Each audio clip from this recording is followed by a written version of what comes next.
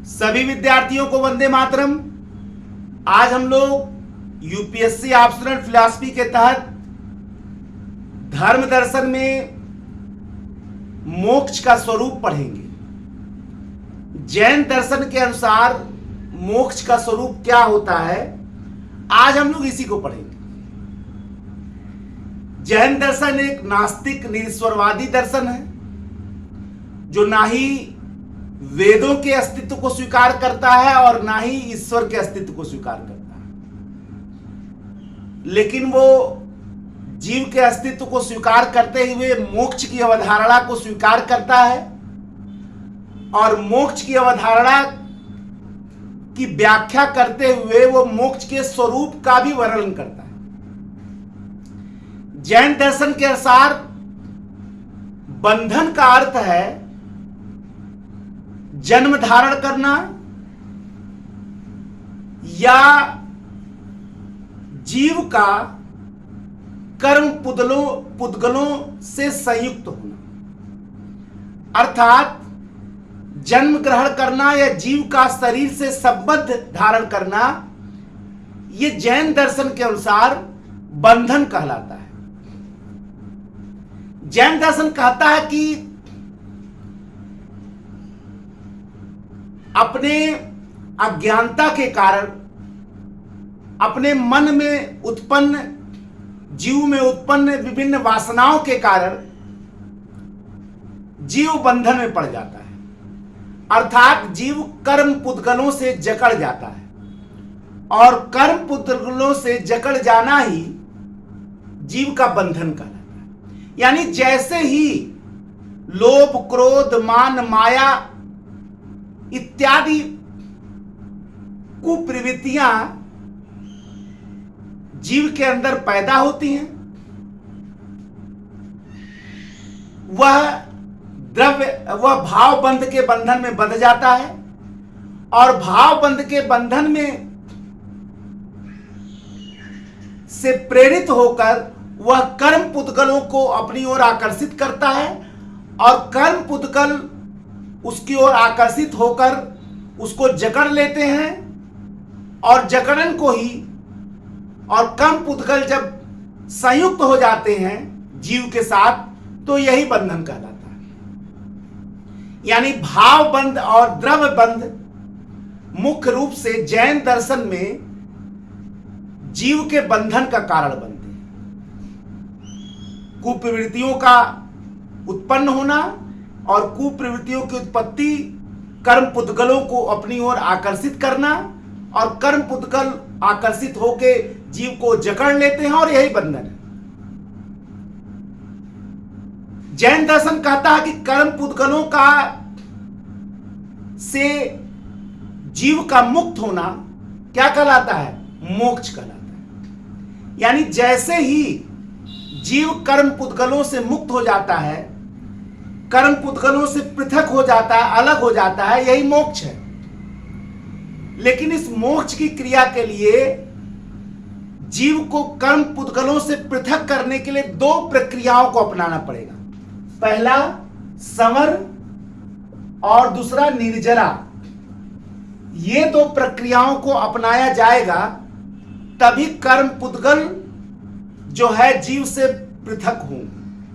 संवर का मतलब होता है कर्म पुद्गलों का प्रवाह जीव की ओर रोकना। यानी जैन दर्शन में वह प्रक्रिया जिसके तहत कर्म पुद्गलों का प्रवाह जीव की ओर रुक जाता है क्या कहलाता है? संवर। यह बहुत जरूरी है कर्म पुद्गलों से पृथक होने के लिए। दूसरा, अपने पूर्व के जो कर्म पुद्गल हैं उनकी समाप्ति या उनका विनाश क्या कहलाता है? निर्जरा। यानी पहले से आपने जो कर्म किया है या पूर्व जन्मों का वो जो पड़ा हुआ है वो क्या कहलाता है? वो उनका नाश होना, उनका समाप्त होना क्या कहलाता है? निर्जरा। यानी पूर्व के जो कर्म पुद्गल हैं उनकी समाप्ति या उनका विकास निर्जरा कहलाता है। यानी इन दो प्रक्रियाओं के तहत, संवर और निर्जरा के तहत, आपने कर्मों का प्रवाह जीव की ओर रोक दिया और पूर्व जो कर्म थे उनको भी समाप्त कर दिया। अब इन दो प्रक्रियाओं के बाद जीव या साधक को जैन दर्शन में वर्णित 3 रत्नों का प्रयोग करना पड़ता है, जिनको कहते हैं जैन दर्शन में त्रिरत्न। ये त्रिरत्न क्या है? जैन दर्शन में मोक्ष के साधन है। सम्यक ज्ञान, सम्यक श्रद्धा और सम्यक चरित्र। सम्यक ज्ञान मतलब जैन दर्शन का तत्व ज्ञान, जीव और अजीव के भेद को समझना और वास्तविकता को पहचानना ही जैन दर्शन में ज्ञान है। जीव और अजीव के भेद को न पहचानने के कारण ही जीव जो है वो कर्म पुद्गलों से झगड़ता है और बंधन में फंसता है। तो जीव और अजीव के भेद को पूर्ण रूप से, वास्तविक रूप से समझना ही ज्ञान है, यानी जैन दर्शन के तत्व ज्ञान ही ज्ञान आप समझ लीजिए। अब सम्यक श्रद्धा माने जैन दर्शन के सिद्धांतों के प्रति जो श्रद्धा है, आस्था है, वो सम्यक श्रद्धा है जैन दर्शन के सिद्धांत। और ये बौद्धिक श्रद्धा है, ऐसा नहीं अज्ञानता में या भ्रम में, ऐसा नहीं, ये बौद्धिक श्रद्धा, यानी जैन दर्शन के सिद्धांतों आदर्शों के प्रति जो बौद्धिक श्रद्धा है वो सम्यक श्रद्धा है। इसके अलावा अहितकारी कार्यों का त्याग और हितकारी कार्यों का स्वीकार, यानी अहितकारी कार्यों को छोड़ना और हितकारी कार्यों को स्वीकारना ही क्या कहलाता है? सम्यक चरित्र। जैन दर्शन यह मानता है कि इन त्रिरत्नों के साधनों का प्रयोग करके व्यक्ति मोक्षानुभूति के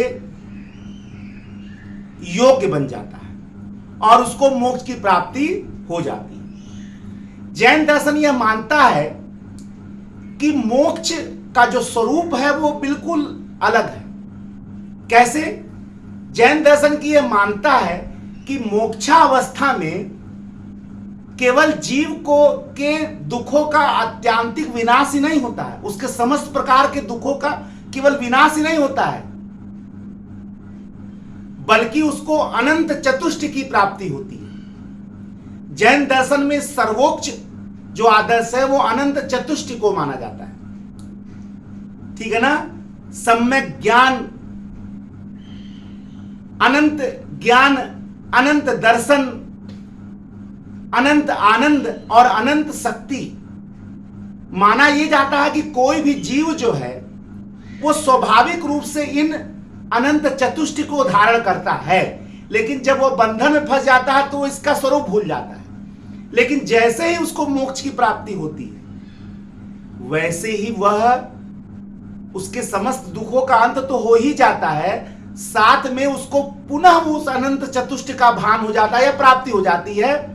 अनंत आनंद, अनंत शक्ति, अनंत दर्शन, ठीक है ना, और अनंत ज्ञान की प्राप्ति हो जाती है। यानी अनंत ज्ञान, अनंत दर्शन, अनंत शक्ति और अनंत आनंद की प्राप्ति, जिसको अनंत चतुष्टय बोलते हैं, इसकी भी प्राप्ति हो जाती है। इसका मतलब क्या हुआ कि जैन दर्शन की जो व्याख्या है वो केवल निषेधात्मक नहीं है बल्कि भावात्मक भी है, सकारात्मक भी है।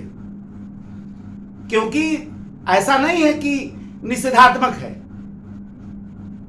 ये भावात्मक भी है, क्योंकि उसके एक तो उसके दुखों का अंत भी हो रहा है, दूसरा उसको अनंत चतुष्टय की प्राप्ति भी हो रही है। अनंत दर्शन, अनंत ज्ञान, अनंत सामर्थ्य और अनंत सुख की प्राप्ति भी हो रही है। इसके अलावा जैन दर्शन की यह मान्यता है कि जो मुक्त जीव है वो लोकाकाश और अलोकाकाश के बीच सिद्ध शिला पर अनंत काल तक निवास करेंगे। लोकाकाश और अलोकाकाश के बीच जो सिद्ध शिला है वहीं पर मुक्त जीव जिनको मोक्ष मिल जाएगा वो अनंत काल तक निवास करेंगे। संसार के व्यक्तियों से उनका कोई लेना देना नहीं, न वो उनकी प्रार्थना सुनेंगे न उनके दुखों का निवारण करेंगे। अब यदि जैन दर्शन के इस मोक्ष के स्वरूप को समझा जाए तो उनकी व्याख्या भावात्मक तो है